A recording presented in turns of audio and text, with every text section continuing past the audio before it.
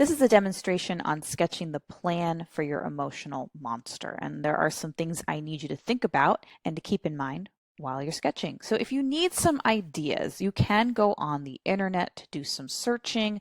I do have a slideshow here that has images of just images I've collected of ceramic monsters or ceramic creatures. So you could get ideas from here. They may not be showing an emotion, but it's really cool to see the variety of forms and details that other people have used. I also have a slideshow here of student examples of emotional monsters. Some of them are photos when they're glazed. Some of them are just when they were finished, when they were just finished being constructed. And it's great to see the variety of what students have achieved in the past. This is the paper you're going to be using to create the final drawing of your emotional monster. So you're going to sketch a front view and side view of your emotional monster. What would it look like from the front and side? Your sketches must show at least 2 different surface textures. Think about the entire form. Your sketches must include details, shapes, lines, right? Let's say you're going to draw shapes and lines on the surface. Whatever you plan to attach to the body, such as arms, legs, wings, a tail, horns, teeth. How will your monster use facial expressions and body language to convey the specific emotion? And I must approve your final designs. Me approving your drawing is your mastery check for this particular lesson. So on your paper, you're going to need to identify your monster's emotion. So for my example here, I'd be working with panic. And you're going to notice there's a spot for sketching the front and the side view. Now you're going to see a oval drawn in each part. This is the oval that represents the 2 pinch pots that are attached together. It's because all of you are going to start with a form such as this. This could serve as the body of your monster, because from here, after you attach those 2 pinch pots together, then you can add a head. Now your head could be made out of 1 pinch pot, which means you have 3 pinch pots all together. And there needs to be air though between the head and the body so we don't trap air by accident, so our project doesn't blow up. So you could create a monster that has a form like that, or you could use 4 pinch pots, 2 pinch pots for the body, 2 pinch pots for the head, and then there's a hole so air goes in between. Your other option, you can also use more than 1 head. For example, maybe you want 2 heads for your monster. So here's the body made with 2 pinch pots. Here's 1 pinch pot for 1 head and 1 pinch pot for another head. And yes, you would need air flowing between the 2 heads and the body. Now, if you're deciding that you want a monster that has the head and the body combined, you would just have a form like this, because this is the body, this is part of the head, and so it's all one single form. But of course, you could turn those 2 pinch pots sideways to make a wider body, and then you have a head on the top. So that's the basic part. What is the form of your monster going to look like? Because once you have your form sketched, as you can see here, right? This is the head, this is the body, then you can start thinking about the arms, right? What are the arms going to look like?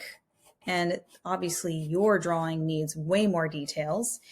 If your monster is going to stand, I will advise not doing that, because this gets physically heavy. The clay gets heavy and it's hard to keep your monster standing upright. So if you're adamant that your monster needs to stand, maybe consider adding a base. It would be like a flat piece of clay.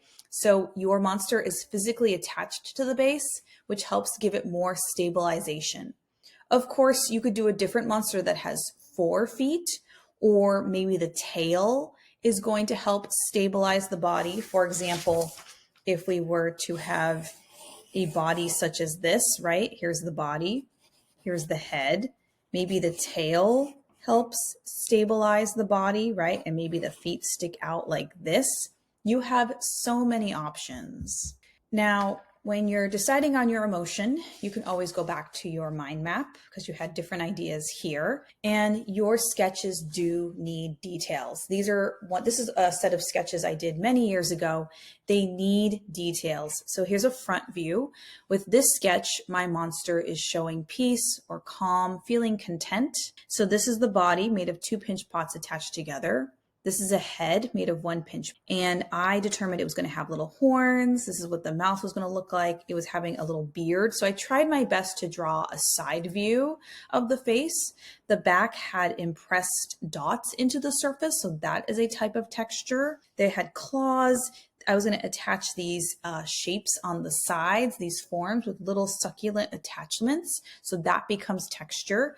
It had a tail attached to the back, and its feet were sticking outward. Of course, I can work with you on your sketches and kind of help you. This is why I need to check your sketches. This was another sketch I did where here's the body, here's the head, the body, the head. You can see I had more of like an ocean-y kind of sea creature idea, and it has these layers with these big fat toe-like legs. And then there was this sketch as well, where there's a body, there's the head, and you could see how I was thinking about the placement of the arms sticking up and down, and where would the tail go? So try your best to imagine. And here's an example from the past.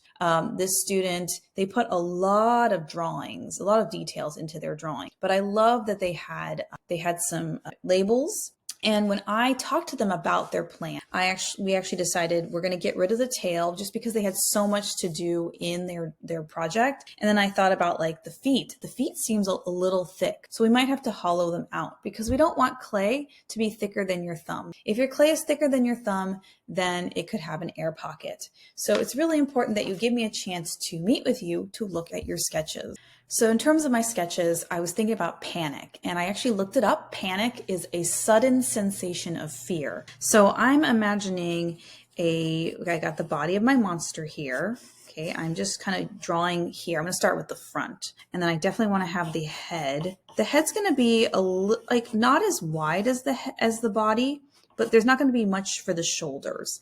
And I'm going to give it really big eyes, but its eyes are going to be actually like pulled down from its hands. So there's going to be probably claws here or some sort of fingers. I'm just going to, again, it's a monster, so you don't have to think about like realistic details, right? Realistic parts to your monster. So it's pulling its eyes down because it's like really scared. But then I have to think, how are those arms going to be placed, right? Are they going to hug the side of the form of the clay, right? We have to think a little bit in advance of how are we going to construct. Now it is a monster, so I want to give it some sort of horns. And actually, again, I want to make this a little more unique. So there's actually going to be like some fur or some fur-like texture near the horns. Now, if you want to use a texture roller, a texture mat, some stamps, cookie cutters, go into the clay room and look at them. See what I have available. Don't just like guess. Go and look. Go see what interests you if you want to use some tools that are already available. And your drawing can have unique things. Like maybe I'm going to want to give wings to this monster. Maybe I want to have its elbows a little, rough at the edges, right? Those are little things I can add. I have to think about the feet though, right? What are the feet going to do? If it's fearful, is it sitting? Is it relaxed? Like what are its feet doing? Or does it have really short feet? Like it just has these claws that are coming out of the body. So, if you need ideas, go on the internet, look. There's a lot of ideas for different types of monsters, but please don't just copy someone else's design. Like maybe I want to give it like feet that have like 3 big toes, right? Because again, it's imaginary. So I do need to see your plan, front and side view before you move on in this project.